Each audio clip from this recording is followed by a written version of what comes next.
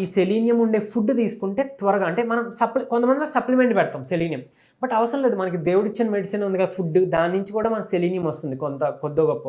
So అలా తీసుకుంటే కనుక ఈ సెలీనియం ఉన్న దాంట్లో ఈ మష్రూమ్స్ కానీ ఇవన్నీ తీసుకుంటే అందులో నుంచే సెలీనియము మన థైరాయిడ్ని మళ్ళీ రికవర్ చేయడానికి చాలా చాలా ఉపయోగపడుతుంది అనమాట.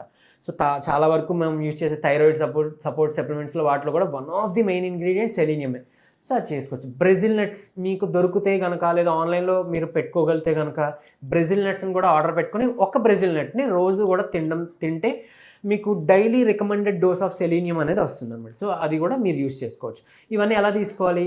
రాత్రిపూట నానబెట్టేసేయండి. ఈ గింజలు అవ్వచ్చు, వాల్నట్స్ లేదంటే బాదం అవ్వచ్చు, అవన్నీ నానబెట్టేసి ఉదయం పూట ఆ బాదం తొక్క తీసేయాలి. ఎందుకు అని అంటే బాదం తొక్కలో ఆ టానిన్ ఉంటుంది, మన వంట పట్టకుండా అది ఆపుతుందనమాట. సో అందులో ఉండే న్యూట్రియంట్స్. సో దాన్ని మీరు ఆ తొక్క తీసేసి బ్రేక్ఫాస్ట్ సమయంలో మీరు చక్కగా తీసుకోవచ్చు.